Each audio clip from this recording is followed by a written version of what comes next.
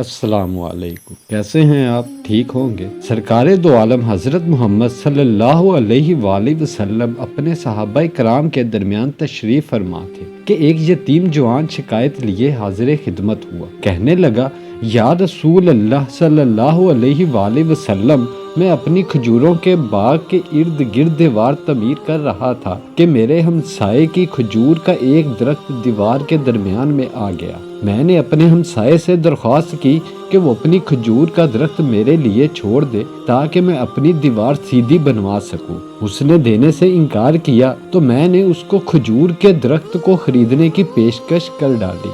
میرے ہمسائے نے مجھے کھجور کا درخت بیچنے سے بھی انکار کر دیا۔ سرکار صلی اللہ علیہ وآلہ وسلم نے اس نوجوان کے ہمسائے کو بلاوا بھیجا۔ ہمسایہ حاضر ہوا تو آپ صلی اللہ علیہ وآلہ وسلم نے اسے نوجوان کی شکایت سنائی، جسے اس نے تسلیم کیا کہ واقعتاً ایسا ہی ہوا ہے۔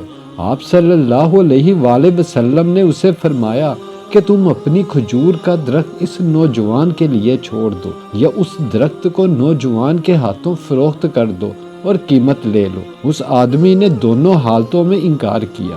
آپ صلی اللہ علیہ وآلہ وسلم نے اپنی بات کو ایک بار پھر دہرایا، کھجور کا درخت اس نوجوان کو فروخت کر کے پیسے بھی وصول کر لو اور تمہیں جنت میں بھی ایک عظیم الشان کھجور کا درخت ملے گا، جس کے سائے کی طوالت میں سوار 100 سال تک چلتا رہے گا۔ دنیا کے ایک درخت کے بدلے میں جنت میں ایک درخت کی پیشکش ایسی عظیم تھی جس کو سن کر مجلس میں موجود سارے صحابہ کرام رضی اللہ تعالی عنہ دنگ رہ گئے۔ سب یہی سوچ رہے تھے کہ ایسا شخص جو جنت میں ایسے عظیم الشان درخت کا مالک ہو، کیسے جنت سے محروم ہو کر دوزخ میں جائے گا۔ مگر بدقسمت کے دنیاوی مال و متاع کی لالچ اور طمع آڑے آ گئی اور اس شخص نے اپنا کھجور کا درخت بیچنے سے انکار کر دیا۔ مجلس میں موجود ایک صحابی ابا الدحدہ آگے بڑھے اور حضور اکرم صلی اللہ علیہ وآلہ وسلم سے عرض کی، یا رسول اللہ صلی اللہ علیہ وآلہ وسلم،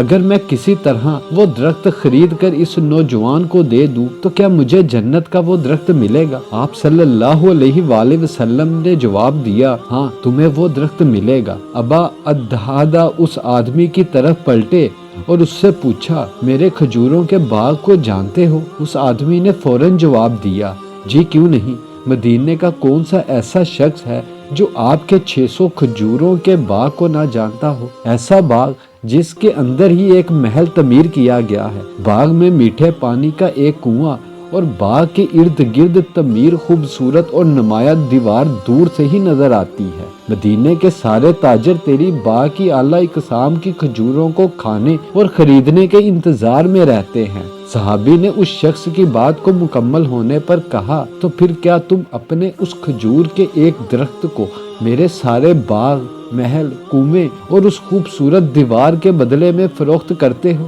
اس شخص نے غیر یقینی سے سرکار دو عالم صلی اللہ علیہ وآلہ وسلم کی طرف دیکھا کہ کیا عقل مانتی ہے کہ ایک کھجور کے بدلے میں اسے صحابی کے 600 کھجوروں کے باغ کا قبضہ بھی مل پائے گا کہ نہیں؟ معاملہ تو ہر لحاظ سے فائدہ مند نظر آ رہا تھا۔ حضور پاک صلی اللہ علیہ وآلہ وسلم اور مجلس میں موجود صحابہ کرام رضی اللہ تعالی عنہ نے گواہی دی اور معاملہ طے پا گیا۔ صحابی نے خوشی سے حضور اکرم صلی اللہ علیہ وآلہ وسلم کو دیکھا اور سوال کیا، یا رسول اللہ صلی اللہ علیہ وآلہ وسلم، جنت میں میرا ایک کھجور کا درخت پکا ہو گیا نا؟ آپ صلی اللہ علیہ وآلہ وسلم نے فرمایا، نہیں۔ ابا الدحدہ سرکار صلی اللہ علیہ وآلہ وسلم کے جواب سے حیرت زدہ ہوئے۔ آپ صلی اللہ علیہ وآلہ وسلم نے اپنی بات کو مکمل کرتے ہوئے جو کچھ فرمایا اس کا مفہوم یوں بنتا ہے کہ اللہ رب العزت نے تو جنت میں ایک درخت محض ایک درخت کے بدلے میں دینا تھا، تم نے تو اپنا پورا باغ ہی دے دیا۔ اللہ رب العزت نے تجھے جنت میں کھجوروں کے اتنے باغات عطا کیے ہیں جن کی گنتی بھی نہیں کی جا سکتی۔ ابا الدحدہ، میں تجھے جنت سے لدے ہوئے ان درختوں کی کس قدر تعریف بیان کروں؟ آپ صلی اللہ علیہ وآلہ وسلم اپنی اس بات کو اس قدر دہراتے رہے کہ محفل میں موجود ہر شخص یہ حسرت کرنے لگا، اے کاش وہ ابا الدحدہ ہوتا ابا ادھدا وہاں سے اٹھ کر جب اپنے گھر کو لوٹے تو خوشی کو چھپا نہ پا رہے تھے۔ گھر کے باہر سے ہی اپنی بیوی کو آواز دی کہ میں نے 4 دیواری سمیت یہ باغ، محل اور کنواں بیچ دیا ہے۔ بیوی اپنے خاوند کی کاروباری خوبیوں اور صلاحیتوں کو اچھی طرح جانتی تھی۔ اس نے اپنے خاوند سے پوچھا کتنے میں بیچا ہے یہ سب کچھ؟